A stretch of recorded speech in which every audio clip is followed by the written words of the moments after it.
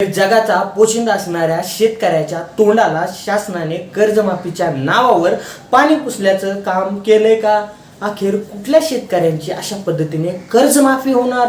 ज्या पद्धतीने कर्जमाफीच्या मुद्द्यावर दरवर्षी हे लोक निवडणूक लढतात आणि निवडून येतात, परंतु खरंच सध्या पुण्यश्लोक अहिल्यादेवी जी कर्जमाफी योजना शासनाने जी आहे ती जाहीर केली आहे, त्यामध्ये कोणत्या शेतकऱ्यांना याचा लाभ मिळणार आहे, या सर्व गोष्टी जाणून घेऊयात या व्हिडिओच्या माध्यमातून. आपण बघताय गणेश बोलतोय. मित्रांनो, पुण्यश्लोक अहिल्यादेवी जी आहे ती शेतकरी कर्जमाफ योजना सध्या चर्चेत आली आहे. यामध्ये जवळपास 56 लाख शेतकऱ्यांचं कर्ज माफ होणार आहे.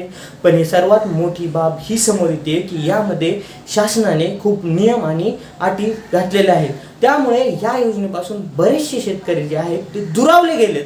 परंतु प्रथमतः कुठल्या शेतकऱ्यांचं कर्ज माफ होणार? चक्क 7/12 कोरा करू म्हणणाऱ्या शासनाने अखेर कोणत्या शेतकऱ्यांचा 7/12 कोरा केला ते सांगतो. 2019 ते 2025 दरम्यान ज्या शेतकऱ्यांनी कर्ज घेतलं, ज्या शेतकऱ्यांचं कर्ज 2 लाखांपेक्षा कमी आहे, या शेतकऱ्यांचा जवळपास सर्व जो आहे तो 7/12 कोरा होणार असण्याचं सांगितलं जातंय.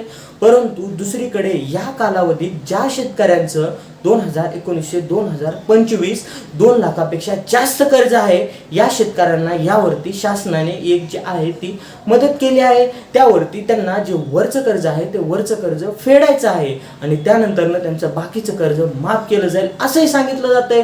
परंतु खऱ्या अन्याय तो तिसऱ्या गटातल्या शेतकऱ्यांवरती होतोय. ज्या पद्धतीने शासनाने शेतकऱ्यांना अनाउन्समेंट केल्या, दरवर्षी तुम्हाला तुमचं कर्ज आहे ते भरायला लागेल. 2019 ते 2025 या काळात ज्या सर्व शेतकऱ्यांनी दरवर्षी आपलं कर्ज नवजुनं करून घेतलं, ज्या पद्धतीने त्यांनी दरवर्षी आपलं कर्ज भरलं आणि तेच कर्ज परत उचललं, त्या शेतकऱ्यांना शासनाने काहीच सवलत दिली नाही. फक्त अशा शेतकऱ्यांना 50,000 रुपयाचं प्रोत्साहन दिल्याचं सांगितलं जातंय. परंतु शासनाने त्या शेतकऱ्यावरती अन्याय केल्याचं बोललं जातंय. मित्रांनो, ही शासनाची कर्जमाफी आहे का फक्त निवडणुकीचा मुद्दा आहे? याबद्दल तुमचं काय मत आहे मला जरूर कमेंटमध्ये सांगा. व्हिडिओ आला असेल तर चॅनलला सबस्क्राईब करायला विसरू नका.